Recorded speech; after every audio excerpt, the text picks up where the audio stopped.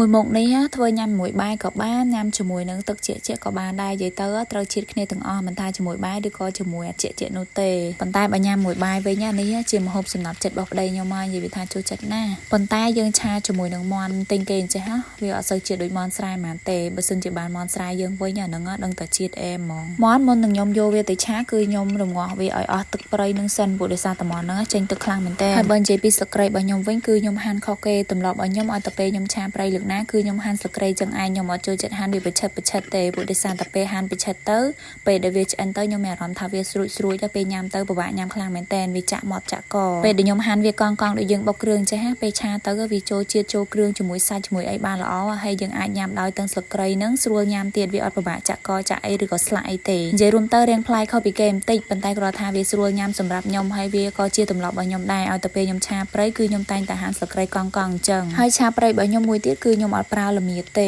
គឺខ្ញុំចាញ់ក្លិនមែនតើពេលដែលចិត្តល្មៀតដាក់ទៅខ្ញុំមានអារម្មណ៍ថាធំក្លិនណាពេលឆាប្រៃរបស់ខ្ញុំលើកណាគឺអត់សូវមានកំហុសហ្មងទេបើសិនជាខ្ញុំចង់កំហុសខ្ញុំប្រើម្ទេសច្រើនហើយជាមួយនឹងឆារបស់ខ្ញុំថ្ងៃនឹងដែរក៏ខ្ញុំអត់សូវប្រើម្ទេសក្រហមច្រើនហ្មងដែរព្រោះដោយសារតែខ្ញុំយកម្ទេសធ្វើជាបន្លែហើយម្ទេសខៀវហ្នឹងណាមួយវាអត់សូវហឹរទេខ្ញុំដាក់វារៀងច្រើនបន្តិចម្ទេសហ្នឹងវាសបកក្រាស់ប៉ុន្តែវាអត់សូវមានជាតិហឹរទេខ្ញុំអត់ដឹងថាម្ទេសហ្នឹងម្ទេសអីដែរទេប៉ុន្តែគ្រាន់ថាម៉ែក៏ដាំនៅគៀនទេសចឹងទៅផ្លែវាធំមកប៉ុន្តែវាអត់ហឹរទេបើតាមចិត្តខ្ញុំឆាក្តៅចេះឆាប្រៃអញ្ចឹងគឺខ្ញុំដាក់ម្ទេសហឹរប៉ុន្តែដោយសារតែប្តីខ្ញុំគាត់អត់ប្រកែញ៉ាំហឹរទេអញ្ចឹងទៅគឺខ្ញុំដាក់តិចទេណាមួយខ្ញុំយកម្ទេសវាធ្វើបន្លែហើយយោឆាប្រៃឬឆាក្តៅអញ្ចឹងប្រើម្រះព្រៅច្រើនណាឆ្ងាញ់ហើយបងប្អូនហើយបានម្រះព្រៅយើងបេះខ្លួនឯងនៅតាមផ្ទះតាមអីអញ្ចឹងនិយាយពីថាឈ្ងុយមែនតើអត់ដូចយើងទិញគេអត់សូវមានក្លិនហ្មងទេម្រះព្រៅទិញគេពីផ្សារមកស្លឹកធំណាហើយនិយាយពីថាល្អនោះប៉ុន្តែបើនិយាយពីក្លិនវិញចាញ់អាម្រះព្រៅស្លឹកតូចរបស់យើងតាមផ្ទះនឹងទេអានឹងឆ្ងាញ់ជាងដាក់មកគឺដឹងតែឈ្ងុយហ្មងឆារបស់ខ្ញុំបានឆ្អិនហើយប៉ុន្តែស្ទើរពណ៌